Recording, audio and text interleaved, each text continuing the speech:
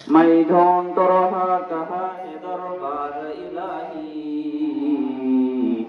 मोहब्बत में तेरा दम बदम रखना है मौला।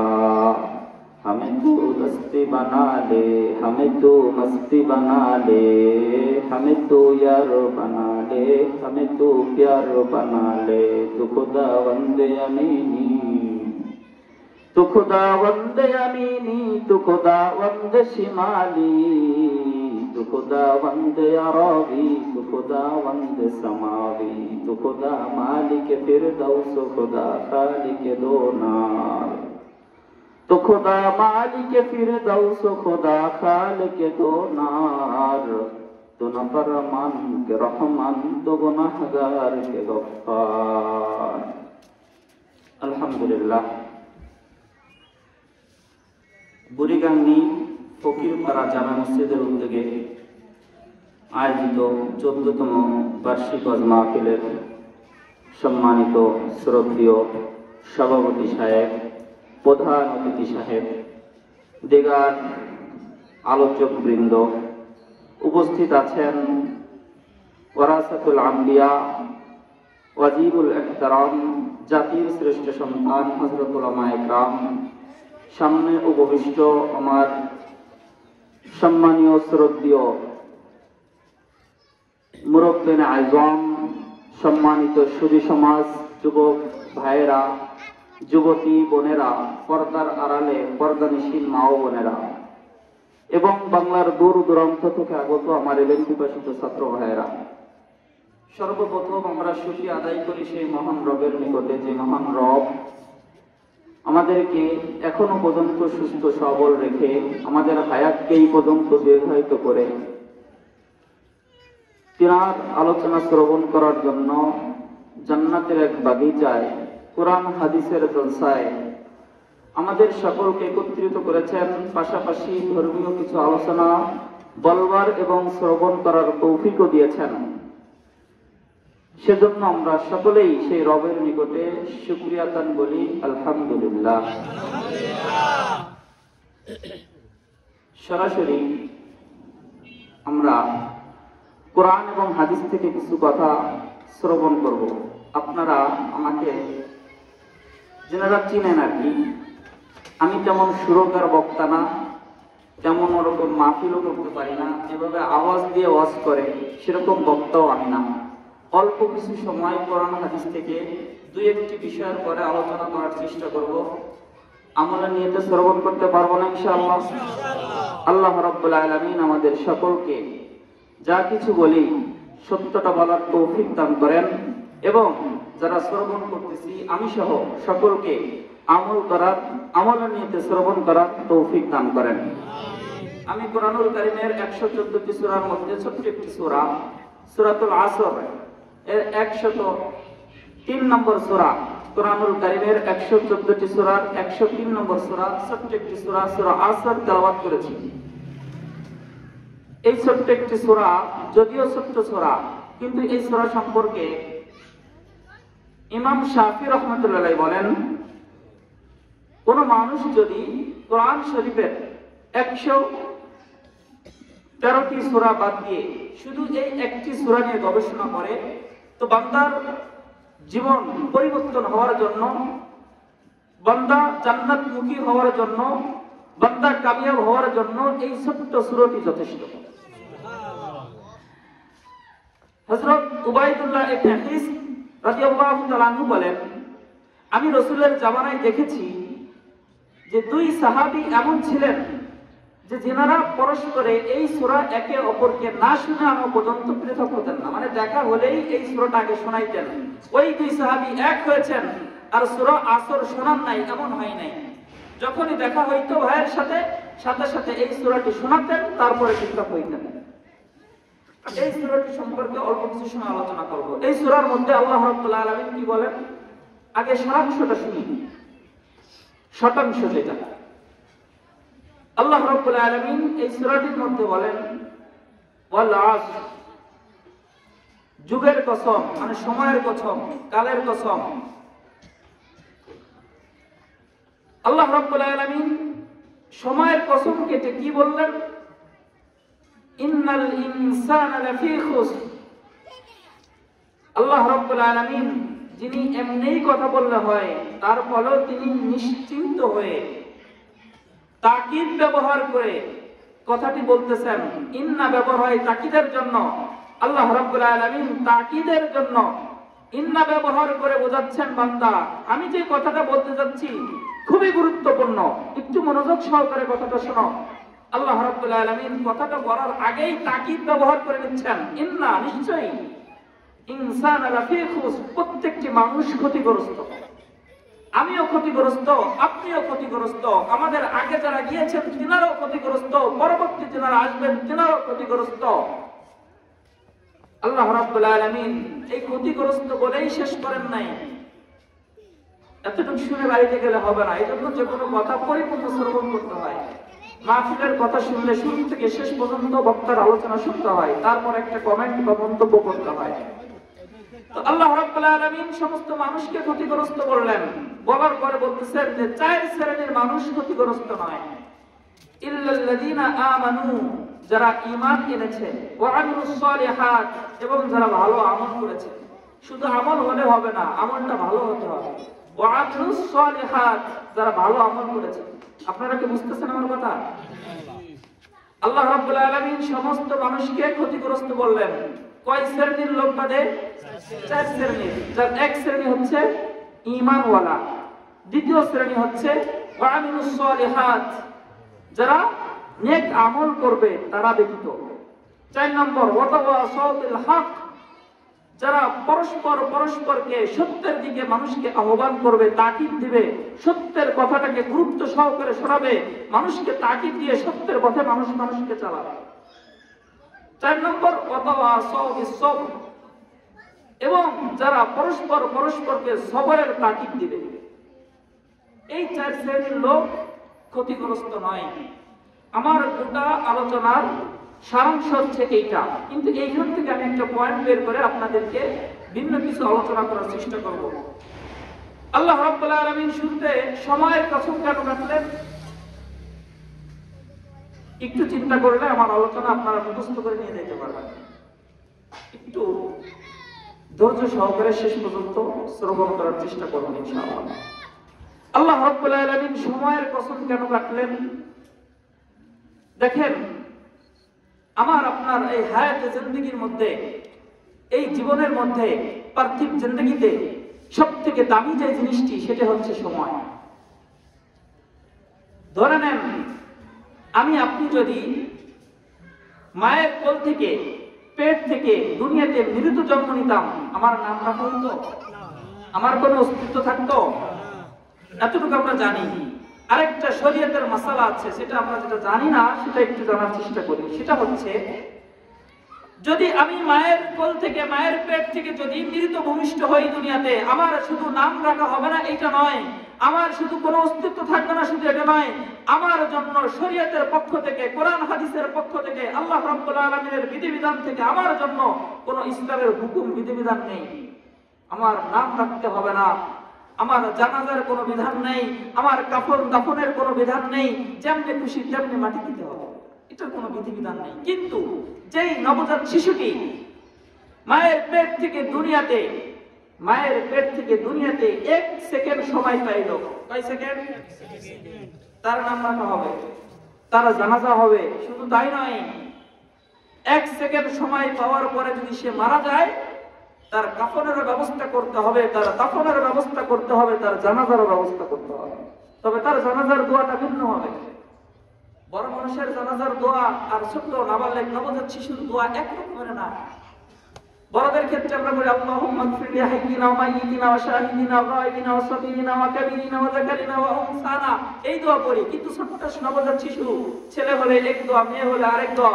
ওইখানে বড়দের ক্ষেত্রে মাপের একটা বিষয় থাকে, আর ছোট্ট যখন নাবালেগ শিশু মারা যায়, ছেলে হোক মেয়ে হোক, তার জানাজার দোয়ার মধ্যে ভিন্ন দোয়া থাকে, তার মধ্যে মাপের কোনো বিষয় থাকে না। কারণ এই বাচ্চাটি নিশ্চিত জান্নাতি। এই বাচ্চা সে হিন্দু হোক, খ্রিস্টান হোক, ইহুদি হোক আর নাসারা হোক আর মুসলমানের ধর্মে জন্ম নিক, বাচ্চাটা নাবালেগ অবস্থায় মারা গেলে সে নিশ্চিত জান্নাতি।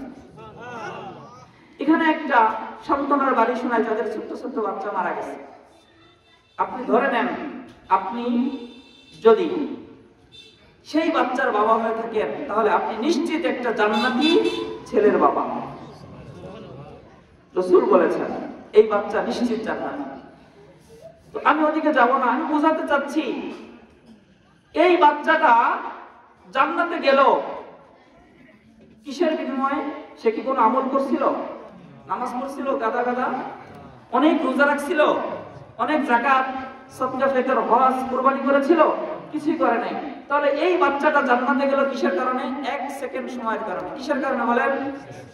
আর যেই বাচ্চাটার কোনো নামই রাখা হইল না, যার কোনো অস্তিত্বই নাই, যার জানাজা কাফন দাফনের কোনো ব্যবস্থাই হইল না, এই বাচ্চাটা জান্নাতে গেল না। জাহান্নাম তো যাবেই না, সেটা ভিন্ন কথা, কিন্তু এই বাচ্চাটা জান্নাত পেল না, আর ওই বাচ্চাটা জান্নাত পেল, আর এই বাচ্চাটি জান্নাত পেল না, পার্থক্য 1 সেকেন্ড সময়। তাহলে সময়ের মূল্য আছে না নাই? আল্লাহ রাব্বুল আলামিন এই জন্য সময়ের কসম কেটেছে, সময়ের কসম কেটেছে। আর সময় আসলে আমাদের জীবনের সবথেকে দামি জিনিস হচ্ছে সময়। এই সময়ে আমি সময় পাইলাম আর একবার সুবহানাল্লাহ, আলহামদুলিল্লাহ, আল্লাহু আকবার, লা ইলাহা ইল্লাল্লাহ এই সমস্ত তাসবিহ পড়তে থাকবো, আমার আমলনামায় আমি বুঝতেও পারবো না অগণিত অগণিত এমন এমন আমলনামা তৈরি হয়ে যাবে যে আমলের কারণে কাল কিয়ামতের ময়দানে আমার নাজাতের ফয়সালা হয়ে যাবে। মুহতারাম হাজরিন, একটা সেকেন্ড পাওয়ার কারণে যদি একটা নবজাত শিশু জান্নাত ক্রয় করতে পারে, আমি আপনি 60-70 বছর, 30-40 বছর, 20-25 বছর দুনিয়াতে সময় পাওয়ার পরেও যদি জান্নাত ক্রয় করতে না পারি, ওই জান্নাত নিয়ামত আমার আমলনামায় না আনতে পারি, আমার মতো হতভাগা কিন্তু আর কেউ হতে পারে। এই জন্য আসেন একটু আমলি কথা শুনি।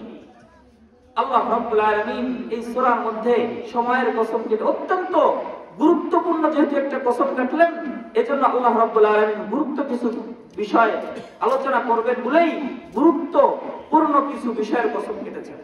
আল্লাহ রাব্বুল আলামিন সময়ের কসম কেটে কি বলেন? প্রত্যেকটি মানুষ ক্ষতিগ্রস্ত শুধুমাত্র 4টি শ্রেণীর লোক ব্যতীত। তার মধ্যে 1 নম্বর শ্রেণী বা 1 নম্বর বৈশিষ্ট্য বলা হচ্ছে ঈমানদার। কি বলেন? ঈমানদার। আপনারা জানেন ঈমান কাকে বলে, তারপর আপনি একটু আমাদের সামনে একটু তাকরার করব বা একটু আলোচনা করব। ঈমান হচ্ছে 3 জিনিসের নাম, একটু মুখস্থ করার চেষ্টা করবেন। ঈমান কয় জিনিসের নাম? আমি এই সূরার মধ্যে সমস্ত মানুষ ক্ষতিগ্রস্ত এটা বুঝালাম। কয় শ্রেণীর লোক ব্যতীত? 4 শ্রেণীর লোক ব্যতীত। এর প্রথম শ্রেণীর লোক হচ্ছে ঈমানওয়ালা। এবার আসেন ঈমান কয় জিনিসের নাম? 3 জিনিসের নাম। 1 নম্বর তাসদীক বিল জিনান। 1 নম্বর কি? তাসদীক বিল জিনান, অর্থাৎ অন্তরে আল্লাহ রাব্বুল আলামিনকে বিশ্বাস করা। 2 নম্বরে ইকরার বিল লিসান, জবানে আল্লাহ রাব্বুল আলামিনের কথা স্বীকার করা, আল্লাহ রাব্বুল আলামিনের বরত্ব, আল্লাহ রাব্বুল আলামিনের রুবুবিয়ত এটা স্বীকার করা। 3 নম্বর আমল বিল আরকান। 3 নম্বর কি? আমল বিল আরকান। আমল বিল আরকান। তাহলে 1 নম্বর অন্তরে বিশ্বাস করা, 2 নম্বর জবানে স্বীকার করা, 3 নম্বর আমলে পরিণত করা, আমল দ্বারা আল্লাহ রাব্বুল আলামিনকে খুশি করা। এই 3টা বিষয় হচ্ছে ঈমানদার। এইটা যদি বুঝে থাকেন, আপনাদের কাছে জানতে চাই, কোন ব্যক্তি শুধু অন্তরে বিশ্বাস করছে, জবানে স্বীকার করে নাই, আমলেও পরিণত করে নাই, এই ব্যক্তি কি ঈমানদার? ঈমানদার না। পক্ষান্তরে আরেক ব্যক্তি সে অন্তরে বিশ্বাস করছে, জবানেও স্বীকার করছে, কিন্তু আমলে পরিণত করে নাই, এই ব্যক্তিও ঈমানদার না, সে শুধু দাবিদার। একটা জমির প্রকৃত মালিক একজন, এই হচ্ছে জমিদার। আবার অনেকেই থাকে দাবিদার, জমির পাশে দাঁড়িয়ে কাগজ পরসাপাতি দলিল খতিয়ান পরসা কিছুই নাই, জমির চারপাশে দাঁড়িয়ে বলতেছে এই জমি আমাদের কয় বাপ বেটার, তোমরা কয় বাপ বেটা, শুধু দাবিদার, আসলে জমিদার আরেকজন। যার কাছে দলিল পরসা খতিয়ান সবকিছু আছে সেই হচ্ছে জমিদার। আর যারা এমনি কোনো কাগজপাতি কিছু নাই, শুধু মুখে ফটফটি, এরা দাবিদার। এরা কি বলেন? তেমনি ভাবে কিছু লোক আছে আসলে ঈমানদার, আর কিছু লোক আছে ঈমানের দাবিদার। আমি আপনি কোন ক্যাটাগরিতে পড়ব একটু চিন্তা করে দেখি। যদি আমি অন্তরে বিশ্বাস করি, মুখে স্বীকার করি, আল্লাহ রাব্বুল আলামিনের সমস্ত হুকুম আহকাম আমলে পরিণত করি, তাহলে আমি প্রকৃত ঈমানদার। তাহলে ঈমানের বৈশিষ্ট্যওয়ালা বা ঈমান কয় জিনিসের নাম? তিন জিনিসের নাম। এতটুকু বুঝে আসছে না? আচ্ছা, এখন এখান থেকে আমাদের একটা বিষয় বোঝার উদ্দেশ্য, সেটা হচ্ছে আমাদের আমল করতে হবে। আমরা শুধু অন্তরে বিশ্বাস করলাম আর জবানে স্বীকার করলাম, আমলের বেলায় নেই। আরে ভাই, এটাই তো সব থেকে কঠিন। যে কোনো মানুষ অন্তরে বিশ্বাস করতে পারে, মুখে স্বীকার করতে পারে, কিন্তু তার গোটা জিন্দেগিতে সমস্ত মুহূর্তে মুহূর্তে প্রতিটা সেকেন্ডে সেকেন্ডে ন্যানো সেকেন্ডে আল্লাহ রাব্বুল আলামিনের হুকুম বাস্তবায়ন করা সবথেকে কঠিন। আল্লাহ রাব্বুল আলামিনের প্রতিটা মুহূর্তে মুহূর্তে তিনার পক্ষ থেকে আমাদের জন্য একটা হুকুম আছে।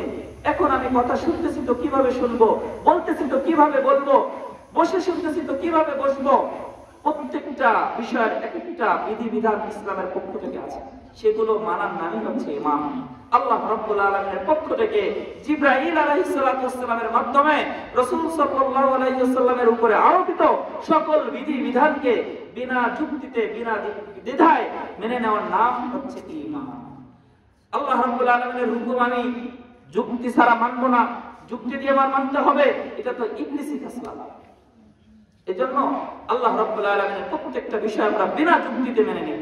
মুহতারাম হাজিরিন, বোঝাতে চাচ্ছি আমাদের আমল, আমাদের ঈমানের সবথেকে বড় পুঁজি হচ্ছে আমল।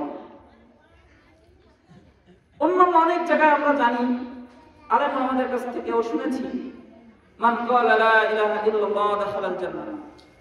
যে ব্যক্তি জবানে লা ইলাহা ইল্লাল্লাহ পড়বে সে জান্নাতে চলে যাবে। তাবলীগের ভাইরা বলে থাকে, আসলে বিষয়টা সত্য, যে ব্যক্তি জবানে লা ইলাহা ইল্লাল্লাহ ঈমানের সাথে বলবে দাখালাল জান্নাহ, সে ব্যক্তি 80 বছরের কাফটা কাফের হলেও জান্নাতে প্রবেশ করবে। কথা সত্য। আল্লাহ রাব্বুল আলামিন সূরা আহকাফের 13 নম্বর আয়াতে বলেন, ইন্নাল্লাযীনা ক্বালু রাব্বুনাল্লাহ সুম্মা ইসতাকামু ফালা খাউফুন আলাইহিম ওয়ালা হুম ইয়াহজানুন। আল্লাহ রাব্বুল আলামিন সূরা আহকাফের 13 নম্বর আয়াতে বলেন, তোমাদের মাঝে যে ব্যক্তি আমি রবকে রব বলে স্বীকার করেছে আর এই কথার পরে অটল রয়েছে, তার কোনো ভয়ও নাই, চিন্তাও নাই। এই কথাটা আবার সূরা হামিম সিজদার 30 নম্বর আয়াতে বলেন, ইন্নাল্লাযীনা ক্বালু রাব্বুনাল্লাহ সুম্মা ইসতাকামু তাতানাজ্জালু আলাইহিমুল মালায়েকা আল্লা তাখাফু ওয়া লা তাহজানু ওয়া আবশিরু বিল জান্নাতিল্লাতী কুনতুম তুআদুন। আল্লাহ রাব্বুল আলামিন এই আয়াতেও বলেন, যারা আমি রবকে রব বলে স্বীকার করবে আর এইটার পরেই অটল থাকবে, তাদের কাছে এমন ফেরেশতা নিযুক্ত করব, দুনিয়াতে সকল ভয় ভীতি থেকে এই ফেরেশতারা তাদেরকে নির্ভয় দিবে। শুধু তাই নয়, এই ফেরেশতারা ওই বান্দাকে জান্নাতে না নেওয়ার আগ পর্যন্ত এই ফেরেশতারা তার থেকে পৃথক হবে না। সুবহানাল্লাহ। ওয়া আবশিরু বিল জান্নাতিল্লাতী কুনতুম তুআদুন। আরে ওই সকল বান্দারা এমন জান্নাতের সুসংবাদ শোনো, যেই জান্নাত আল্লাহ রাব্বুল আলামিন তোমাদের জন্য ওয়াদা করেছেন। এই জান্নাতে না নেওয়ার পর্যন্ত ফেরেশতারা আপনাদের পিছু ছাড়বে না।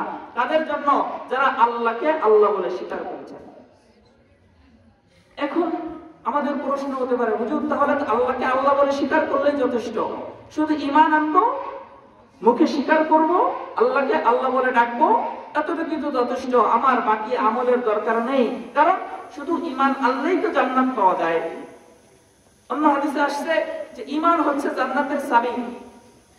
এই কথাটি শুধু ঈমান হলেই জান্নাতে যাওয়া যায়, ঈমান হচ্ছে জান্নাতের চাবি, এই কথাটি ওয়াহাব ইবনে মুনাব্বির রাহমাতুল্লাহ আলাইহির কাছে এক ব্যক্তি প্রশ্ন করলেন, হুজুর আপনারা তো বলেন যে শুধু ঈমান থাকলেই জান্নাতে যাওয়া যাবে, ঈমান হচ্ছে জান্নাতের চাবি, তাহলে তো শুধু ঈমান আনলেই হইল, বাকি আমলের দরকার কি? আপনাদের এই প্রশ্ন হতে পারে না? আচ্ছা, আপনাদের নাম হলো এক ব্যক্তি ওয়াহাব ইবনে মুনাব্বির রাহমাতুল্লাহকে এই প্রশ্নটি করলেন। ওয়াহাব ইবনে মুনাব্বির রাহমাতুল্লাহ আলাইহি ওই ব্যক্তিকে সুন্দর একটি জবাব দিলেন। এই জবাবের আগে আমি একটু আপনাদের কাছে অন্য একটা বিষয় বলি। ওয়াহাব ইবনে মুনাব্বির রাহমাতুল্লাহ যে উত্তরটি দিলেন এটা একটু পরে দিচ্ছি। আগে আমি আপনাদের সামনে জানতে চাই, আমাদের এদিকে নয়, শুধু বাংলাদেশে নয়, পুরো বিশ্বে সবথেকে বড় আপ্যায়নের নাম কি জানেন? জামাই আপ্যায়ন। জামাই আপ্যায়নের থেকে বড় আপ্যায়ন আর কিছু আছে? জামাই আপ্যায়ন সব থেকে বড় আপ্যায়ন? আচ্ছা, এটাই ধরেন। তো এক ব্যক্তি জামাই তার শ্বশুর বাড়িতে যাবেন, তো জামাই শ্বশুর বাড়িতে গেলে একটু সুন্দর পোশাক পরে যায়, কি বলেন? সুন্দর পোশাক পরে সাজুগুজু করে, যদি হুজুর হয় আমাদের মতো তাহলে তো সাদা পোশাক পরেই যাবে, এটাই সাধারণত মানুষ যায়। সাদা পোশাক পরে, লম্বা জুব্বা পাগড়ি পরে, সুন্দরভাবে সাজুগুজু করে উনি শ্বশুর বাড়িতে যাচ্ছে। একটু বোঝার চেষ্টা করেন, শ্বশুর বাড়িতে যাওয়ার আগে একটা ময়লাযুক্ত ড্রেন আছে। এই ময়লাযুক্ত ড্রেনে জামাই পড়ে গেছে। জামাইয়ের ধরেন টাকু পর্যন্ত অথবা আঁঠু পর্যন্ত অথবা কোমর পর্যন্ত অথবা বুক পর্যন্ত জামাইয়ের শরীরে ময়লা লেগে গেছে। এই সংবাদ জামাই যে ড্রেনে পড়ে গেছে, এই সংবাদ শ্বশুর বাড়িতে চলে গেছে। আচ্ছা আপনারা বলেন তো, শ্বশুর বাড়ির লোকজন যখন শুনলো যে জামাই ময়লাযুক্ত ড্রেনে পড়ে গেছে, এই খবর শোনার পরে কি শ্বশুরালয় শ্বশুর বাড়ির থেকে জামাইকে জামাই বাদ দিয়ে দেবে? কি করবে?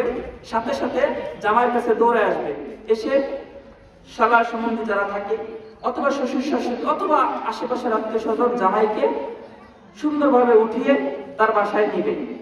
বাসায় নেওয়া পর্যন্ত ঠিক আছে, কিন্তু জামাইকে আপ্যায়ন করার জন্য যে রুমটাকে সাজানো হয়েছিল, খাবারের ব্যবস্থা করেছিল, সরাসরি কি ওই রুমে নিবে নাকি ওয়াশরুমে নেবে? এর তো আপনাদের অসুবিধা আছে। জামাইকে যেমনি ভাবে জামাই বাদ হবে না, শ্বশুর বাড়িতে জামাই যাবে ঠিক আছে, জামাই আপ্যায়নও পাবে ঠিক আছে, কিন্তু জামাইয়ের শরীরে যে ময়লা লেগে আছে এই ময়লাটাকে জামাইয়ের ধৌত করানো হবে। আগে জামাইকে আপ্যায়ন রুমে, গেস্ট রুমে না নিয়ে ওয়াশরুমে নিয়ে জামাইয়ের শরীরে যদি টাকনু পর্যন্ত ময়লা থাকে, জামাইকে টাকনু পর্যন্ত ধৌত করানো হবে।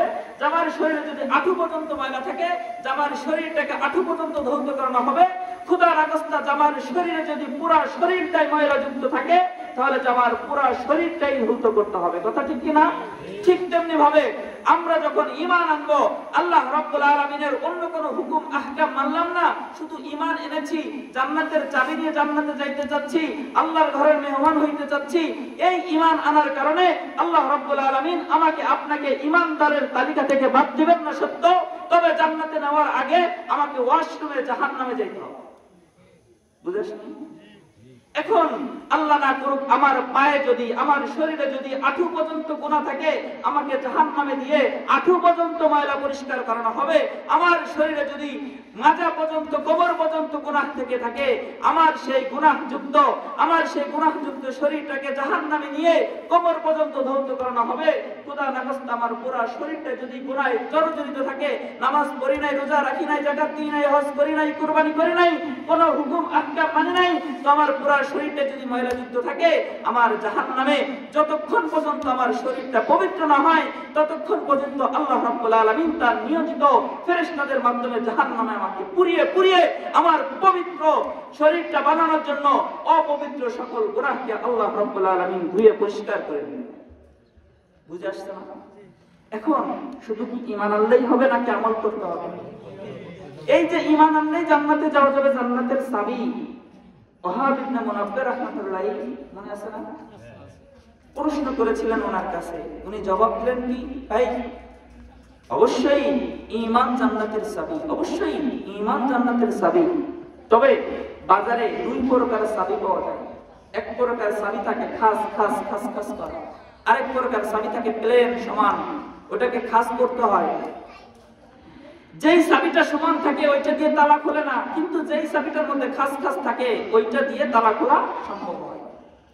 তো যদি ঈমান হচ্ছে সমান প্লেন চাবি, আর নামাজ হচ্ছে ওই চাবিতে একটা খাস, রোজা হচ্ছে ওই চাবিতে একটা খাস, আমার আপনার ওই ঈমান নামক চাবিতে যদি নামাজের খাস না থাকে, রোজার খাস না থাকে, যেমনি ভাবে প্লেন চাবি দিয়ে তালা খোলা সম্ভব হয় না, তেমনি ভাবে শুধু প্লেন ঈমান দিয়ে জান্নাতের তালা খোলা সম্ভব নয়।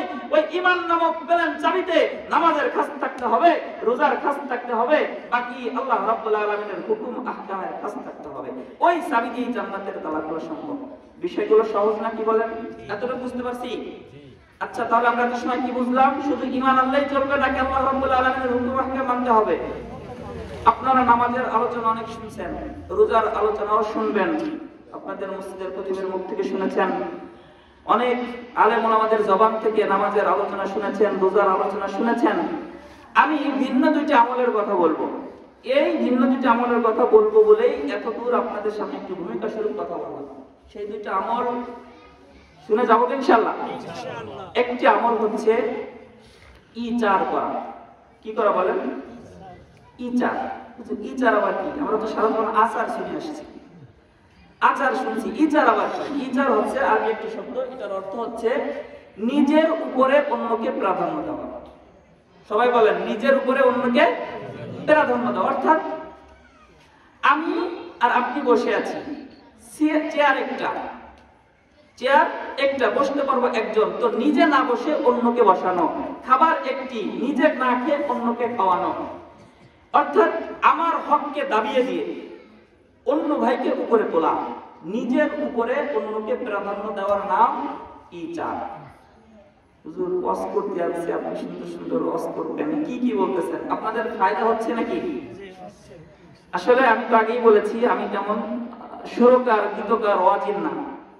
আমাকে তেনারা চেনেন, হয়তো দু একটা কথা শোনার জন্য এনেছেন, দু একটা কথা বলবো বলেই সেই নিয়ত করে এসেছি। যদি সুর শুনতে চান তাহলে এরপরে যিনি আসতেছেন ওনার মুখ থেকে, হযরতের মুখ থেকে, হযরত মাওলানা মুফতি ফরিদ উদ্দিন সাহেব ঢাকা, তিনার জবান থেকে অত্যন্ত সুন্দর সুন্দর কথা শুনতে পারবেন। আমরা শুনবো ইনশাআল্লাহ। তিনার ওয়াজের শেষে আমরা সকলেই আলোচনা শুনে দোয়া করে বাড়িতে ফিরবো ইনশাআল্লাহ। ফাঁকে আমি ইজার এবং ভ্রাতৃত্ব বন্ধন, ভাইয়ে ভাইয়ের মধ্যে মিল, এই দুইটা বিষয় নিয়ে আলোচনা করব। প্রথমে আলোচনা করব ইজার, অর্থাৎ নিজের উপরে অন্যকে প্রাধান্য দেওয়া। এতটুকু বুঝছি না? এই সম্পর্কে দেখেন আল্লাহ রাব্বুল আলামিন কি বলেন, রাসূলের সাহাবায়ে কেরাম রাদিয়াল্লাহু তাআলা আজমাইনদের আমল কেমন ছিলেন, স্বয়ং রাসূলের কেমন আমল ছিলেন, কয়েকটি হাদিস থেকে আমরা আলোচনা শুনি। সর্বপ্রথম আল্লাহ রাব্বুল আলামিন সূরা হাশরের 9 নম্বর আয়াত এই ইজার সম্বন্ধে নাযিল করেছেন। কত নম্বর আয়াত? সূরা হাশরের 9 নম্বর আয়াত। তো এই আয়াতের একটি শানে নজুল আছে। শানে নজুলটি আগে শুনে আসি। বুখারী শরীফের 3798 নম্বর হাদিস। বুখারী শরীফের 3798 নম্বর হাদিস। হাদিসের রাবে হযরত আনাস ইবনে মালিক রাদিয়াল্লাহু তাআলা, তিনি বলেন, একবার রাসূল করিম সাল্লাল্লাহু আলাইহি ওয়াসাল্লামের কাছে এক ব্যক্তি আসলেন। এক ব্যক্তি এসে রাসূল সাল্লাল্লাহু আলাইহি ওয়াসাল্লামের কাছে বসেছেন। তিনার চেহারার মধ্যে ক্ষুধার ছাপ ছিল। রাসূল সাল্লাল্লাহু আলাইহি ওয়াসাল্লাম খাবারের জন্য বাড়িতে পাঠালেন। একটা ব্যক্তিকে রাসূলের বাড়িতে পাঠালেন। রাসূল সাল্লাল্লাহু আলাইহি ওয়াসাল্লামের বাড়ি থেকে সংবাদ আসলো যে বাড়িতে কোনো খাবার নেই, লা তুআমা ইল্লাল মা। আম্মাজান উম্মুল মুমিনিন সকল আম্মাজানের কথা একটাই ছিল, বাড়িতে পানি ব্যতীত কোনো খাবার নেই। ওই ব্যক্তি রাসূলের দরবারে চলে আসলো এবং বলতেছে যে আম্মাজানেরা এটা বলেছেন, বাড়িতে পানি ব্যতীত কোনো খাবার নেই। রাসূল সাল্লাল্লাহু আলাইহি ওয়াসাল্লাম ওই ব্যক্তিকে লক্ষ্য করে সকল সাহাবায়ে কেরামকে বললেন যে তোমাদের মাঝে কি কেউ আছো যে এই ব্যক্তিকে একটু বাসায় নিয়ে খাবার খাওয়াবে? এক ব্যক্তি দাঁড়িয়ে বললেন, ইয়া রাসূলুল্লাহ, আমি আমার বাড়িতে নিয়ে যেতে চাই। ওই সাহাবী বাড়িতে নিলেন। নেওয়ার পরে বাড়িতে গিয়ে মহিলাকে বলতেছে, বাড়িতে কি খাবার আছে? মেহমান নিয়ে এসেছি, মেহমানের জন্য খাবারের ব্যবস্থা করো। মহিলা বলতেছে, আমাদের বাড়িতে তো একটা রুটি আছে, তাও বাচ্চাদের জন্য, একটা মাত্র রুটি, তাও কার জন্য? বাচ্চার জন্য। বলতেছে বাচ্চাকে ঘুমিয়ে দাও, ঘুম পাড়িয়ে দাও, আর ওই রুটিটি মেহমানের খাবারের ব্যবস্থা করো। তবে পন্থা অবলম্বন করতে হবে, যখন খাবারটি দিবে তখন চেরাগটি নিভিয়ে দিবে। খাবার সামনে আসলো, দস্তরখানা বিছানো হলো, মেহমানকে খাবার দেওয়া হলো, সাথে সাথে বাতিটি নিভে গেল, মানে নিভিয়ে দেওয়া হলো। মেহমান বুঝলেন বাতি নিভে গেছে। আসলে কি নিভেছে না নিভিয়ে দেওয়া হয়েছে? এবার থেকে মেজমান চাপুর চুপুস করে আসলে কিছু খায় না, মেহমানকে রুটিটি সম্পূর্ণ খাওয়াই দিলেন। এই ঘটনা তো কেউ দেখে নাই, কি বলেন? নাকি একজন দেখছে? আল্লাহ রাব্বুল আলামিন সাথে সাথে আয়াত নাযিল করে দিয়েছেন। এই সাহাবী জানেও না। পরের দিন রাসূলের দরবারে গেছে, রাসূল সাল্লাল্লাহু আলাইহি ওয়াসাল্লাম মিসকে আসতেছে, বলতেছে গতকালকে যে ঘটনা ঘটছে আল্লাহ রাব্বুল আলামিন তো আমার কাছে আয়াত নাযিল করে দিয়েছে। সূরা হাশরের 9 নম্বর আয়াত, আল্লাযীনা তাবাওয়াউ আত-তারা ওয়াল ঈমানা মিন ক্বাবলিহিম। এই আয়াতটি আল্লাহ রাব্বুল আলামিন তখন নাযিল করেন। এই আয়াতের শেষ অংশে ওই সাহাবীর দিকে ইঙ্গিত করে আল্লাহ রাব্বুল আলামিন বলেন, আরে রাসূলের সাহাবী তো এমন ছিলেন, প্রত্যেকটা সাহাবী তাদের মধ্যে ঈমানি জোশ, ঈমানি চেতনা, তাদের মধ্যে ইজারের মাত্রা এমন ছিল, ওয়ায়ুসিরুনা আলা আনফুসিহিম ওয়ালাউ কানা বিহিম খাসাসা। ওমাই ইউকাশুহা নাফসিহি ফাউলাইকা হুমুল মুফলিহুন। রাসূলের প্রত্যেকটি সাহাবী তো এমন ছিলেন যে নিজেরা ক্ষুধার যন্ত্রণায় ভুগতেন, নিজেদের সংসারে অভাব অনটন থাকতো, অথচ অন্যের প্রতি তাদের বিচারের মাত্রা ছিল অনেক বেশি। আল্লাহ রাব্বুল আলামিন আয়াত নাযিল করে দিলেন। এই সাহাবীর ক্ষেত্রে আল্লাহ আয়াত নাযিল করে দিলেন। এই সাহাবীর অনেক বড় একটা পাওনা, কি বলেন? সাহাবী রাসূল সহ সবাই খুশি হয়ে গেলেন। এটাই ছিল সাহাবীদের জামানায় ইজারের মাত্রা। আল্লাহ রাসূল সাল্লাল্লাহু আলাইহি ওয়াসাল্লামের জামানায় তিনি একবার মদিনায় গেলেন। যে সমস্ত সাহাবী মক্কা থেকে হিজরত করে মদিনায় গিয়েছেন তিনাদেরকে বলা হয় মুহাজির, আর এই মুহাজির ভাইদেরকে তিনারা সহযোগিতা করেছেন তিনাদেরকে বলা হয় আনসার। তিরমিজি শরীফের 2487 নম্বর হাদিস। হাদিসের রাবী আনাস ইবনে মালিক রাদিয়াল্লাহু তাআলা তিনি বলেন, কদিমান নবী সাল্লাল্লাহু আলাইহি ওয়াসাল্লাম আল মদিনা আতাহুল মুহাজিরুন ক্বালু ইয়া রাসূলুল্লাহ মা রাআইনাল কওমা আফজালা মিন কাসীর। ইয়া রাসূলুল্লাহ, আপনারা হিজরত করে এই যে মুহাজির ভাইরা যে আনসারদের কাছে এসেছি, এ তো আমাদেরকে যেমন আপ্যায়ন করতেছে, আমাদের সুখে দুঃখে আমাদের কষ্টে ক্লাসে এমন ভাবে পাশে রয়েছে, আমার আপন ভাইয়ের থেকেও বেশি সহযোগিতা করতেছে। লাকাদ কাফাউনাল মুহনা ওয়া আশরাকুনা ফিল মাহনা। ইয়া রাসূলুল্লাহ, আমাদের সকল দুঃখ ক্লেশে আমাদের পাশে থাকে এবং তাদের সব কিছুর মধ্যে আমাদেরকে শরীক করে। হাত্তা খিফনা আইয়াযহাবু বিল আজরি কুল্লি। ইয়া রাসূলুল্লাহ, আমাদের তো ভয় হচ্ছে যে আমাদের সকল আমল কি তিনারা নিয়ে যায় কিনা।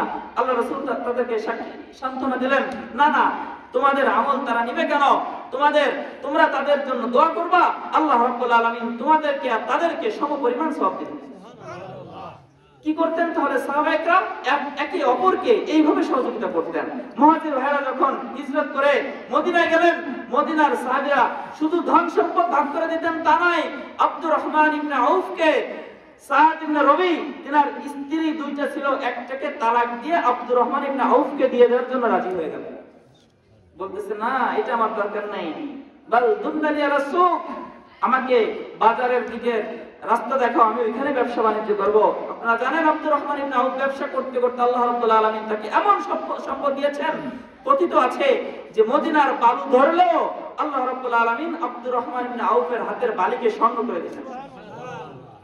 এই ছিল সাহাবীদের আমল।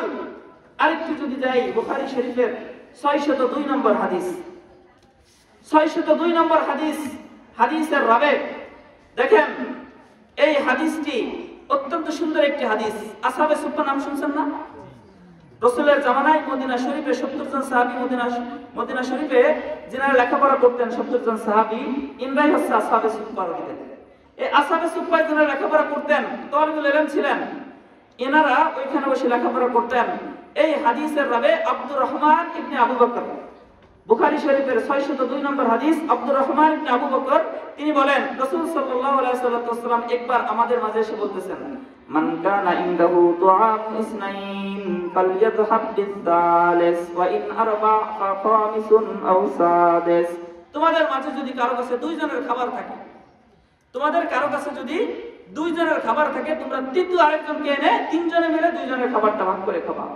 ওয়া ইন আরবা, যদি 4 জনের খাবার থাকে, ফাখামিসুন আও সাদিস, তাহলে তোমরা 5 জন অথবা 6 জন মিলে ওই 4 জনের খাবারটা ভাগ করে খাবা। রাসূল অর্ডার করে দিলেন। সকল সাহাবী এই অপরকে মেহমানদারি করানোর জন্য বের হয়ে যাইতেন রাস্তায়। যতক্ষণ পর্যন্ত মেহমান না নিয়ে ঘরে ফিরতেন, ততক্ষণ পর্যন্ত নিজের খাবারটা খাইতেন না। আসহাবে সুফফাদের মধ্যে কোনো খাবার আসলে পরস্পর, যাদের খাবার আছে আর যাদের খাবার নেই, পরস্পর মিলে ঝুলে খাবারগুলো ভাগ করে খাইতেন। কোন সাহাবী নিজে নিজেই একা একা মেহমান ছাড়া খানা খাইতেন না। শুধু কি তাই, সাআদ ইবনে রবি সহ সাআদ ইবনে উবাদা একজন সাহাবী আছেন, নাম কি বলছি, সাআদ ইবনে উবাদা রাদিয়াল্লাহু তাআলা আনহু। ইনি প্রতি রাতে 80 জন সাহাবীকে খাবার খাওয়াইতেন। আমরা তো 80 জনের হইতে অনেক বিয়েই ভেঙে যায়, 80 জন মানুষকে খাওয়াইতে হবে, অনেক বিয়েই হয় না। তার মানে 80 জনের বেশি বিয়ে মানুষকে খাওয়াইতে হবে, আমি ওই দিক বলতে চাচ্ছি না।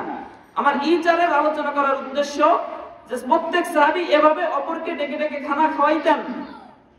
অপরকে ডেকে ডেকে খানা খাওয়াইতেন। শুধু তাই নয়, সাআদ ইবনে উবাদা প্রতি রাতে 80 জন সাহাবীকে ডেকে ডেকে খাবার খাওয়াইতেন। শুধু কি তাই, সাআদ ইবনে উবাদা তিনার ঘরের ছাদে উঠে এলান করতেন, মান কানা আহাব্বা শাহমান ওয়া লাহমা, আরে তোমাদের মাঝে কে আছো, তোমাদের মাঝে কে আছো, একটু গোশত রুটি খাইতে চাও, একটু ভালো ভালো খাবার খাইতে চাও, ফালিয়াতি সাআদ ইবনে উবাদা, আরে তোমাদের মাঝে যদি এমন কেউ থাকো, মান কানা আহাব্বা লাহমান ওয়া শাহমা ফালিয়াতি সাআদ ইবনে উবাদা, যদি কারো এমন হয় যে একটু গোশত রুটি খাইতে মন যাচ্ছে, তোমাদের অটো দাওয়াত থাকলো, সাথে সাথে আমি সাআদ ইবনে উবাদার বাড়িতে চলে আসলাম। শুধু কি তাই, ইনি প্রতি রাত্রে রাসূলকে খাবার দিতেন। রাসূল সাল্লাল্লাহু আলাইহি ওয়াসাল্লাম, আপনারা কিন্তু বলেন না সাল্লাল্লাহু আলাইহি ওয়াসাল্লাম, আমি শুরুতে একবার বলেছি আর বলবো না। রাসূল সাল্লাল্লাহু আলাইহি ওয়াসাল্লাম যেই স্ত্রীর ঘরে থাকতেন, ওই স্ত্রীর ঘরে পরের দিন সকালবেলায় দেখা যাইতো সাআদ ইবনে উবাদার বাটি আছে, অর্থাৎ রাসূলের কাছে সাআদ ইবনে বাড়ি থেকে তরকারি আসছে। সাআদ ইবনে উবাদা এইভাবে মেহমানদারি করাইতেন, এইভাবে মেহমানদারি করাইতেন। আমরা আরেকটা হাদিস শুনি, বুখারী শরীফ। আমি অনেক বুখারী শরীফ বলতেছি কেন, সহিহ হাদিস, বুখারী হাদিস নিয়ে অনেক চুলকানি আছে, অন্যান্য অনেক হাদিস আছে, কিন্তু আমাদের মাঝে সহিহ হাদিস নিয়ে অনেক চুলকানি আছে, আছে না নাই? সহিহ হাদিস, এখন আমি বলে দিকে যাইতে চাচ্ছি না, এতটুকু কথা বলি। দেখেন ভাই, সব হাদিস রাসূলের কথা, সব হাদিস কি? আপনারা এখানে অনেক বাংলা শিক্ষিত লোক আছেন, আপনারা জানবেন।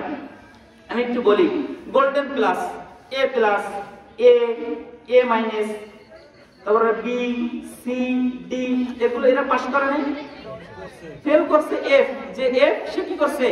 ফেল করছে। আমাদের কওমি লাইনে আরবি জগতে কিছু গ্রেড আছে, মুমতাজ, জায়েদ জিদ্দান, জায়েদ, মাকবুল, একটা স্যার আছে মানে ফেল, ওইটা বাদ দিয়ে বাকি উপরে যেগুলো আছে সবগুলোই তিনি পাস করছে, বাকি ভালো গ্রেডে, নরমাল গ্রেডে। তাহলে হাদিস সহিহ, হাসান, জয়ীফ এগুলো হলো কেন? এটা হয়েছে রাসূলের কথার কারণে নয়, রাসূলের কথার কারণে নয়। রাসূলের কোনো কথা কি দুর্বল হতে পারে? তাহলে জয়ীফ দুর্বল হলো কেন? এটা হয়েছে রাবীর দুর্বলতার কারণে হাদিসটি জয়ীফ হয়েছে। রাসূলের হাদিস হাদিস। আপনাদের কাছে জানতে চাই, বাবা বাবা না? বাবা তো বাবা, বাবা যদি জয়ীফ হয়ে যায় তাহলে কি বাবা থাকে না? নাকি থাকে না? বাবা জয়ীফ হয়ে গেলে তার বাবা থাকে না। আসলে রাসূলের প্রত্যেকটি হাদিস রাসূলের কথা, প্রত্যেকটি হাদিস রাসূলের কথা। সহিহ হয় রাবীর শক্তির কারণে, জয়ীফ হয় রাবী জয়ীফ হওয়ার কারণে। আমরা শুধু সহিহ হাদিস করে লাফালাফি করি। আরে ভাই, সহিহ হাদিসের উপরেও হাদিস আছে, মুতাওয়াতির, মাশহুর, এই সমস্ত হাদিসের গ্রেড আছে। সহিহ লিজাতি, সহিহ লিগাইরি, হাসান লিজাতি, হাসান লিগাইরি, জয়ীফ, এই সবগুলো হাদিস গ্রহণযোগ্য, সবগুলো হাদিস গ্রহণযোগ্য। তবে সহিহ হাদিসগুলো ইমাম বুখারী তিনার কিতাবের মধ্যে এনেছেন। যদি বলা হয় যারা সহিহ হাদিস করেন, এনাদের কাছে যদি বুখারী শরীফের নামটা জিজ্ঞেস করেন তাও বলতে পারবেন। বুখারী শরীফের নাম হচ্ছে আল জামি আল মুসনাদ আস সহিহ আল মুখতাসার মিন উমুরি রাসূলিল্লাহ সাল্লাল্লাহু আলাইহি ওয়াসাল্লাম ওয়া সুনানিহি ওয়া আইয়ামিহি। এতটুকু যে বললাম এটা হচ্ছে বুখারী শরীফের নাম। অথচ আমরা শুধু সহিহ হাদিস নিয়ে লাফালাফি করি, হাদিস সহিহ ছাড়াও অন্যগুলো হাদিস। যাই হোক, তো আমি সবগুলোই হাদিস সহিহ থেকে বলার চেষ্টা করেছি। সম্মানিত হাজিরিন, তো বলতে চাচ্ছিলাম বুখারী শরীফের আরেকটি হাদিস, আবু মুসা আশআরী রাদিয়াল্লাহু তাআলা থেকে বর্ণিত। হাদিসটি হচ্ছে বুখারীতে 2486 নম্বর হাদিস। আবু মুসা আশআরী রাদিয়াল্লাহু তাআলা থেকে বর্ণিত, তিনি কি বলেন? আন্নাল আশারিয়িনা আরমালু ফিল গাজব। আশারী গোত্রের লোকেরা যুদ্ধে ছিলেন, যুদ্ধ থেকে আসার পরে তাদের অকল্লা তুআমু আয়ালিহিম, তাদের মধ্যে খাবারের সংকট দেখা দিল। তারা কি করলো? তারা তাদের সকল খাবারগুলো একটি কাপড়ের মধ্যে জমা করলেন। কি করলেন? জামাউ মা কানা ইনদাহুম ফি সাওবিন ওয়াহিদ, তাদের সকল খাবারগুলো একটা কাপড়ের মধ্যে জড়ো করলেন, একটা কাপড়ের মধ্যে নিয়ে আসলেন। আশার গোত্র, ধরেন একটা বংশ, এই বংশের লোকেরা তাদের কাছে একটু দুর্ভিক্ষে চলে আসলো, তাদের সব খাবারগুলো একটা কাপড়ে জমা করতেন। তারপরে কি করতেন? তাদের সব খাবারগুলো বন্টন করতেন একটা পাত্রের মাধ্যমে, একটা পাত্রের মাধ্যমে সকল ফি ইনাইন ওয়াহিদ বিসাবিয়া, একটা পাত্রের মাধ্যমে সকল খাবারগুলো সমানভাবে প্রত্যেকের মধ্যে বন্টন করে দিতেন। বিষয়টা বোঝেন নাই? তাদের যার কাছে যে খাবার আছে, কারো কাছে এতটুকু, কারো কাছে অনেক, কারো কাছে এতটুকু, কারো কাছে এতটুকু। এইভাবে যাদের যে খাবার থাকতো অতি অক্তের সময় তাদের খাবারগুলো এনে জমা করতেন। জমা করে সবাইকে আবার জমা করার সময় ভিন্ন ভিন্ন থাকতো, কিন্তু যখন বন্টন করতেন তখন দেখা যেত একটা পাত্রের মাধ্যমে সবাইকে বন্টন করে দিতেন। এই ঘটনা রাসূল সাল্লাল্লাহু আলাইহি ওয়াসাল্লামকে আবু মুসা আশআরী শোনালেন। আবু মুসা আশআরীর কথা শুনে রাসূল সাল্লাল্লাহু আলাইহি ওয়াসাল্লাম বলতেছে, আরে সে আশআরী গোত্র তো ওয়াহুম মিন্নি ওয়া আনা মিনহুম, আশার গোত্রের লোকেরাও আমার, আমিও আশার গোত্রের। কোন কারণে? যে এই যে ঘটনা শোনাইলা আবু মুসা আশআরী, যে তোমাদের প্রত্যেকটা সাহাবী এমন যে খাবার দেওয়ার বেলায় সবার ভিন্ন থাকে, কিন্তু নেওয়ার বেলায় কোনো ভিন্ন নাই, সবাই একটি পাত্রে করে সমান সমান বন্টন করে নিয়ে যায়। আরে ওহুম মিন্নি ওয়া আনা মিনহুম, আমি আশার গোত্রের হয়ে গেলাম আর আশার গোত্র আমার হয়ে গেল। এইটাই ছিল তোমাদের একটা ইচারের মাত্রা। ইচারের ঐতিহাসিক একটা ঘটনা শোনাই। মুস্তাদরাকে আলা সহিহাইনের 5129 নম্বর হাদিস। সেই হাদিসের মধ্যে একটা ঐতিহাসিক ঘটনা আছে, আপনারা জানেন। ইয়ারমুকের যুদ্ধে ইরানের রোমের সাথে সাহাবীদের যুদ্ধ, 40,000 সাহাবীদের বিরুদ্ধে ছিল 2 লক্ষ রোমান সৈন্য। রোমান সৈন্য ছিল কত লক্ষ? 2 লক্ষ। এদিক থেকে মুসলমান 40,000, অর্থাৎ 5 গুণ বেশি। এই যুদ্ধে অনেকেই শহীদ হয়ে গেলেন। হযরত হুযায়ফা রাদিয়াল্লাহু তাআলা আনহু তিনার চাচাতো ভাইকে খুঁজতে গিয়ে উনি তার চাচাতো ভাইকে খুঁজে পাইলেন। হযরত হুযায়ফা রাদিয়াল্লাহু তাআলা চাচাতো ভাই হারিস ইবনে হিশামকে খুঁজে পাইলেন। যখন হারিসকে দেখলেন তখন হারিসের চেহারা দেখে মনে হচ্ছে যে হারিস একটু পানি খাইতে চাচ্ছে, পানি করতেছে। তখন হুযায়ফা রাদিয়াল্লাহু তাআলা পানি নিয়ে হারিস ইবনে হিশামের কাছে নিয়ে গেলেন। হারিস ইবনে হিশাম যখনই পানিটি পান করবে, পানির পাত্র, পানির পেয়ালাটি হাতে নিলেন, তখনই ইকরামা ইবনে আবি জাহেল এর দিকে তাকালেন। ইকরামার দিকে তাকালেন, ইকরামা সাহাবীর দিকে তাকালেন, দেখতেছে ইকরামাও পানি করে চিৎকার করতেছে।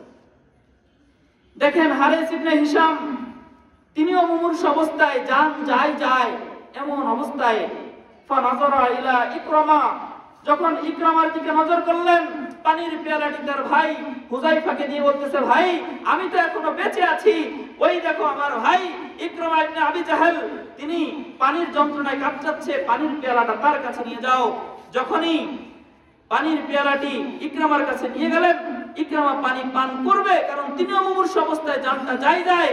উনি আইয়াশের দিকে তাকিয়ে দেখতেছে, আইয়াশ ইবনে রবিয়া তিনিও পানি করে চিৎকার করতেছে। পানির পেয়ালাটি হাতে ধরে হুযায়ফাকে দিয়ে বলতেছে, ভাই দেখো, ওই দেখো আমার আরেক ভাই দেখো আইয়াশ পানি করে চিৎকার করতেছে, আমি কিভাবে পানি পান করব? আমি তো এখনো বেঁচে আছি। ভাই হুযায়ফা তুমি আইয়াশের কাছে পানির পাত্রটা নিয়ে যাও। যখনই হুযায়ফা পানির পাত্রটি ইকরামার কাছ থেকে নিয়ে আইয়াশের কাছে গেল, আইয়াশ পানি পান করবে, এই মুহূর্তে দেখা যাচ্ছে ওই যে প্রথম সাহাবী হারিস ইবনে হিশাম তিনি একেবারে দুনিয়ার থেকে বিদায় নিবে এমন অবস্থা। তো বলতেছে, ভাই তোমার ভাই হারিস তো দুনিয়ার থেকে চলে গেল, পানিটি তার কাছে নিয়ে যাও। উনি পানি পান না করে হারিসের কাছে গেলেন। হারিস ইন দা মিন টাইম দুনিয়ার থেকে চলে গেছে। হারিসের কাছ থেকে ইকরামার কাছে আসলো। ইন দা মিন টাইম হারিস ইকরামার কাছ থেকে যখন আসলো, ইকরামাও দুনিয়ার থেকে বিদায় নিয়েছে। ইকরামার কাছ থেকে যখন আয়েশার কাছে আসলো, আয়েশা দুনিয়ার থেকে বিদায় নিয়েছে। পানির পাত্র হুযায়ফার কাছেই রেখে রয়ে গেল। এদিক থেকে 3 জন সাহাবী দুনিয়ার থেকে বিদায় নিলেন।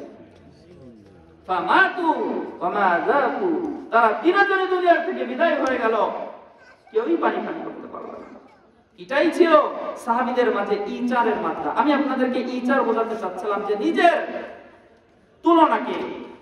তুলনায় অন্যকে প্রাধান্য দেওয়া, নিজের উপরে অন্যকে প্রাধান্য দেওয়া, নিজের হকটাকে দফন করে দিয়ে অন্যের হকটাকে তরজিহ দেওয়া, এটাই হচ্ছে কোরআন হাদিসের আমল, এটাই সাহাবীদের আমল, এটাই আমাদের আকাবিরের আমল। সামনে রমজান মাস আসতেছে, এটাও আমাদের জন্য অনেক বড় একটা কার্যকরী আসবে। আমি আমার বাসায় বসে এমন ইফতারি করব, 10 প্রকার ইফতারি থাকবে, 5 প্রকার খাবোই না, 7 প্রকার সকালবেলা নষ্ট হয়ে যাবে, অথচ আমার পাশের বাসার মানুষ শুধু পানি দিয়ে ইফতারি করেছে, তাই না? ভাই এটা খোঁজ খবর নিব। রোজা তো রাখবই, নামাজ তো পড়বই, সাথে সাথে পাশের বাসার মানুষের সেহরির খবর নিব, ইফতারির খবর নিব। পারবো না ইনশাআল্লাহ? এটাই ছিল আমার একটা আমল ইচারের। 2 নম্বর, ভ্রাতৃত্ব বন্ধন। দেখেন সাহাবীদের মাঝে কেমন ভ্রাতৃত্ব বন্ধন ছিল। আল্লাহ রাব্বুল আলামিন সূরা হুজরাতের 10 নম্বর আয়াত, আল্লাহ রাব্বুল আলামিন ভ্রাতৃত্ব বন্ধনের একটা কথা আপনাদেরকে শুনিয়েছেন। আল্লাহ রাব্বুল আলামিন কি বলেন? ইন্নামাল মুমিনুনা ইখওয়াতুন ফাসলিহু বাইনা আখওয়াইকুম ওয়াত্তাকুল্লাহ লাআল্লাকুম তুরহামুন। ইন্নামাল মুমিনুনা ইখওয়া, আরে তোমরা যারা ঈমানদার দাবি করো, আমি শুরু থেকে ঈমানের থেকে এখানে এসেছি। আল্লাহ রাব্বুল আলামিন এখানে ঈমানদারের কথা বলতেছে। কি বলতেছে? তোমরা যারা ঈমানদার দাবি করো, নিজেদেরকে ঈমানওয়ালা মনে করো, সেই প্রত্যেকটি মুমিন, ঈমানদার প্রত্যেকটি মুমিন তারা পরস্পরের ভাই। আজকে দেখা যায় অমুক জায়গায় মুসলমানকে মারা হয়, আমাদের অন্তরে কোনো জ্বালা পোড়া নাই। অমুক জায়গায় সাহাবীকে নিয়ে কটূক্তি করা হয়, আমাদের বিবেকে কোনো জ্বালা পোড়া নাই। অমুক জায়গায় আমাদের রাসূলকে নিয়ে কটূক্তি করা হয়, আমাদের ঈমানের মধ্যে কোনো জ্বালা পোড়া নাই। তাহলে বুঝতে হবে আমার ঈমানের মধ্যে ঘাবলা আছে। আল্লাহ রাসূল বলেন যে আল মুসলিমুনা কারাজুলিন ওয়াহিদ আবিল মুমিনুনা কারাজুলিন ওয়াহিদ। গোটা বিশ্বের সকল মুমিন, সকল মুসলমান একটা দেহের নাই। ইনিশতাকা আইনুহু ইশতাকা কুল্লু, ইনিশতাকা রাসু ইশতাকা কুল্লু। যে গোটা বিশ্বের সকল মুসলমান, গোটা বিশ্বের সকল মুমিন, সকল মুসলমান, সে হোক আমেরিকার, সে হোক ফিলিস্তিনের, সে হোক ইন্দোনেশিয়ার, সে হোক মালয়েশিয়ার, সে হোক পাকিস্তান আর বাংলাদেশ, গোটা বিশ্বের সকল মুসলমান একটা দেহের নাই। বিশ্বের কোন এক মুসলমান একটা জায়গায় কষ্ট পেয়েছে, আমার কষ্ট পাইতে হবে। যেমনি ভাবে আমার হাতে কষ্ট পাইলে আমার শরীরটা কষ্ট হয়ে যায়, আমার চোখ কষ্ট পাইলে, আমার চোখে ব্যথা হইলে পুরো দেহটা ব্যথায় ব্যথিত হয়ে যায়, যেমনি ভাবে আমার শরীরে একটা জায়গায় আঘাত পেলে পুরো শরীরটাই ব্যথায় রঞ্জিত হয়ে যায়, তেমনি ভাবে গোটা বিশ্বের কোন মুসলমান ব্যথিত হবে, আগুনে পুড়বে, তাকে গুলি করে হত্যা করা হবে, তাকে যাই কষ্ট দেওয়া হবে না কেন, আমার মধ্যে যদি কোনো প্রকার কষ্ট না লাগে, বুঝতে হবে আমার মাঝে ঈমানের মধ্যে ঘাবলা আছে। মোহতারাম হাজরিন, বোঝাতে চাচ্ছি একজন মুসলমান আরেকজন মুসলমানের উপকারে আসা। আমাদের মাঝে যে ভ্রাতৃত্ব বন্ধন ঠিক থাকে, তাহলে কোন অমুসলিম, কোন বেজাতি আমাদেরকে এই ইসলামের পথ থেকে সরাইতে পারবে না। দুনিয়ার থেকে চলে যাবো তো শহীদ হব, বাঁচবো তো সকল মুমিন, সকল মুসলমান একসাথে বাঁচবো। আমাদের এই ভ্রাতৃত্ব বন্ধন ঠিক রাখতে হবে। তাই আল্লাহ রাব্বুল আলামিন এই আয়াতের মধ্যে বলেন, সূরা হুজরাতের 10 নম্বর আয়াত, ইন্নামাল মুমিনুনা ইখওয়া, তোমরা সকল মুমিন একে অপরের ভাই। ফাসবিহু বাইনা আখওয়াইকুম, তোমাদের ভাইয়ের মধ্যে যদি কোনো ঝামেলা হয়ে থাকে, কোন ভাইয়ের মধ্যে যদি কোনো ঝামেলা হয়ে থাকে, তোমরা সেটাকে জড়িয়ে দাও, মিলিয়ে দাও। ফাসবিহু বাইনা আখওয়াইকুম, তোমরা সেই ভাইয়ের মধ্যে সম্পর্কটাকে মিলিয়ে দাও। আত্তাকুল্লাহ লাআল্লাকুম তুরহামুন, এবং আল্লাহ তাআলাকে ভয় করো, আল্লাহ তাআলা তোমাদের উপরে রহমত নাযিল করবে। মুহতারাম হাজিরিন, আল্লাহ রাসূল সাল্লাল্লাহু আলাইহি ওয়াসাল্লাম হাদিসে তাই বলেন, সিলমান কাতাক, যে আত্মীয়তা সম্পর্ক ছিন্ন করেছে, অথবা তোমাদের মুসলমানিত্বের মধ্যে একটু ঝগড়াঝাটি হয়ে একটু সম্পর্ক ছিন্ন হয়েছে, তাদের মধ্যে সিলমান কাতাক, যে সম্পর্ক ছিন্ন করতে চাচ্ছে করেছে, তাদের সম্পর্কটা জড়িয়ে দাও। ওয়াফু আম্মান যালামাক, এবং যে তোমার প্রতি জুলুম করেছে তাকে তুমি মাফ করে দাও। ওয়া আহসিন আলা মান আসা ইলাইক, যে তোমার প্রতি অসৎ ব্যবহার করেছে তার সাথে তুমি সৎ ব্যবহার করো, যে তোমার সাথে অসৎ আচরণ করেছে তার সাথে তুমি সৎ আচরণ করো। এটা রাসূলের কথা। তাহলে দেখা যাবে আমাদের মাঝে আর কোনো ঝামেলা থাকবে না, আমাদের মাঝে ভ্রাতৃত্ব বন্ধনে কোনো ঝামেলা থাকবে না। যদি আমাদের মাঝে ভ্রাতৃত্ব বন্ধনে কোনো ঝামেলা না থাকে, দুনিয়ার কোনো অমুসলিম, খ্রিস্টান, ইহুদি, নাসারার কোনো শক্তি নাই যে মুসলমানের এই সংগঠনকে, মুসলমানদের এই ভাই ভাইয়ের ভ্রাতৃত্ব বন্ধনকে আলাদা করবে। দুনিয়ার কোনো শক্তি নেই, ঠিক কিনা? দেখেন, আমি যা কিছু আলোচনা করেছি সবই কোরআন হাদিস থেকে আলোচনা করার চেষ্টা করেছি, বানিয়ে কোনো গল্প বলি নাই। আমরা আরেকটি হাদিস থেকে এটার একটু ব্যাখ্যা শুনে আসি যে ভাইয়ের মাঝে সাহাবীদের জামানায় কেমন মিল ছিল। আচ্ছা, একটু সংক্ষেপে সাহাবীদের থেকে এই ভ্রাতৃত্ব বন্ধনের একটি কথা শুনে আসি। ওমর ফারুক রাদিয়াল্লাহু তাআলার জামানার একটি ঘটনা শুনতেছেন।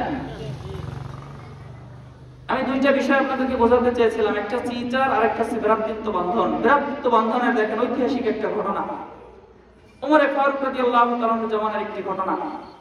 মদিনার থেকে 350 মাইল দূরে বা 350 কিলোমিটার দূরে এক যুবকের বাড়ি। তিনি মদিনায় আসতেছেন।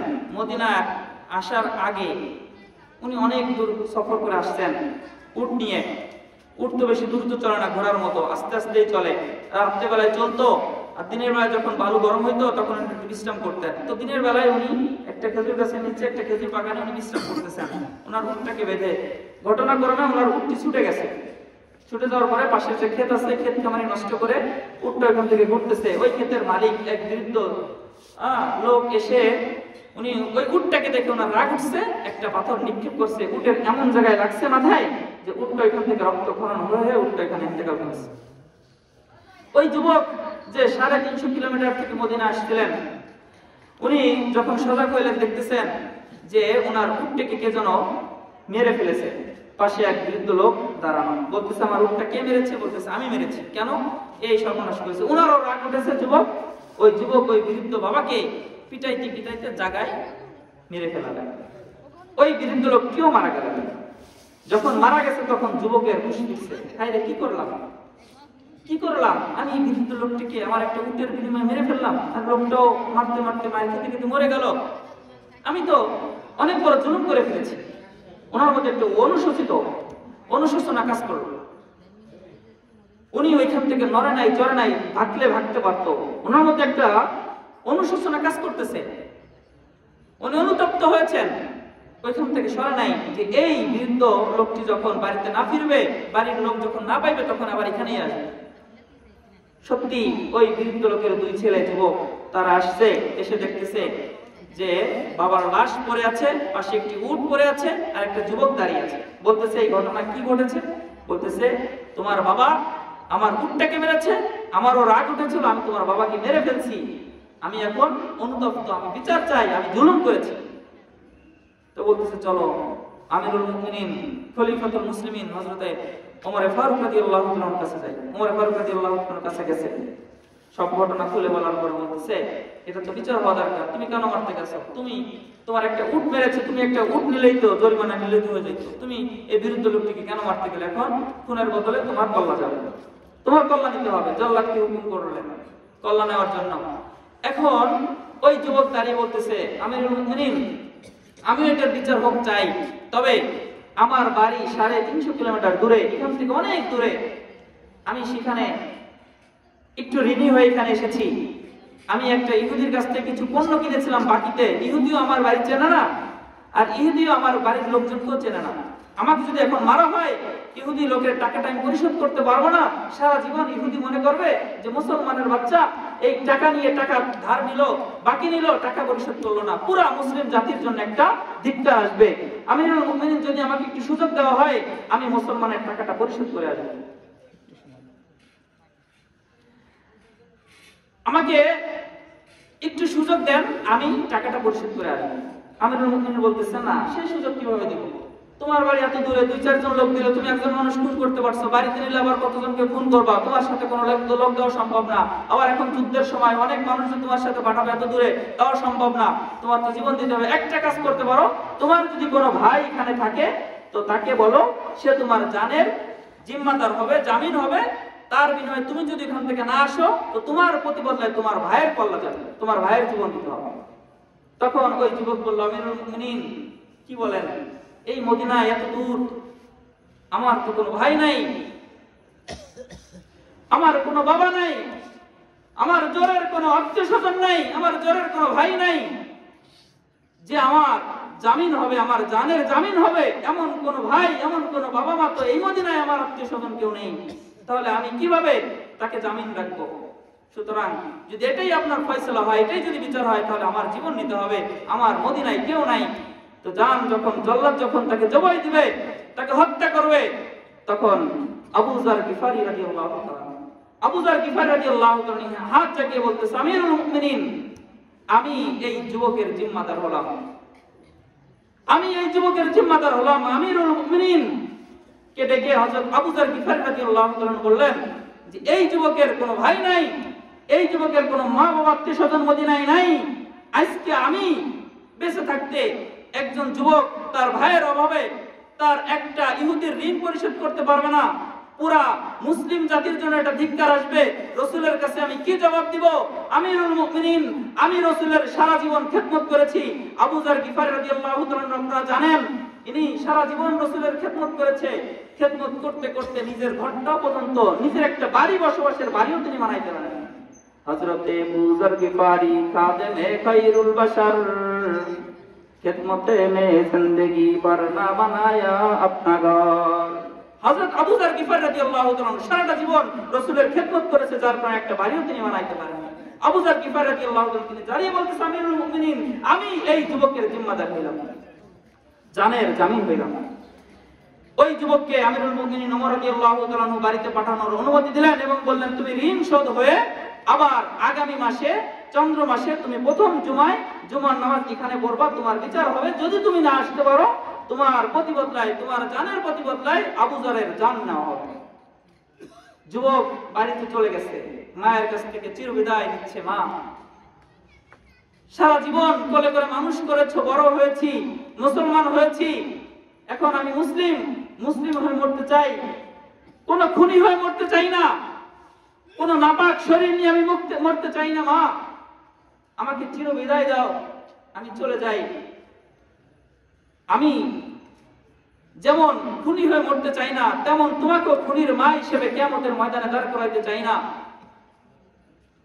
বাবার কাছে গিয়ে বললেন, বাবা, এই বুকে কত ঘুমিয়েছি, তোমার বুকে মাথা রেখে কত ঘুমিয়েছি, তুমি আমাকে বুকে কোলে কত মানুষ করেছো, কত ঘুরেছো, শেষবারের মতো বুকটা একটু দাও, বুকে একটু মাথা রেখে যাই, আর হয়তো আশা হবে না। যুবকও চির বিদায় নিয়ে তার মা বাবার কাছ থেকে মদিনার দিকে রওনা দিলেন। এদিক দিয়ে এক মাস চলে আসলো। আমিরুল মুমিনিন হযরত ওমর ফারুক রাদিয়াল্লাহু তাআলা আনহু জুমার নামাজ শেষ করলেন। শেষ করার পরে ওই যে দুই যুবক মামলা দায়ের করেছিল, যার বাবাকে হত্যা করা হয়েছিল, মনে আছে? ওই দুই যুবক আমিরুল মুমিনিনকে ডেকে বলতেছে, আমিরুল মুমিনিন, আজকে আমাদের সেই বিচারের পালা, বিচারের দিন। সে যুবক তো আসে নাই, যুবক কই? আমিরুল মুমিনিন বিচারের কার্য শুরু করলেন। আবু যার গিফারীকে ডাকা হলো। আবু যার গিফারীকে জল্লাদকে হুকুম করা হলো যে আবু যার গিফারীকে হত্যা করা হোক, কারণ সেই যুবক আসে নাই।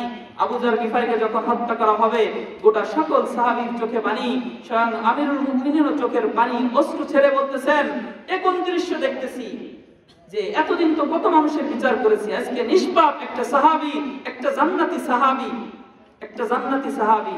জিবরাইল এসে একদিন আবু যার গিফারীকে ডেকে বলতেছে, রাসূল, ওই যে আপনার আবু যার যায় চাদর মুড়ি দিয়ে।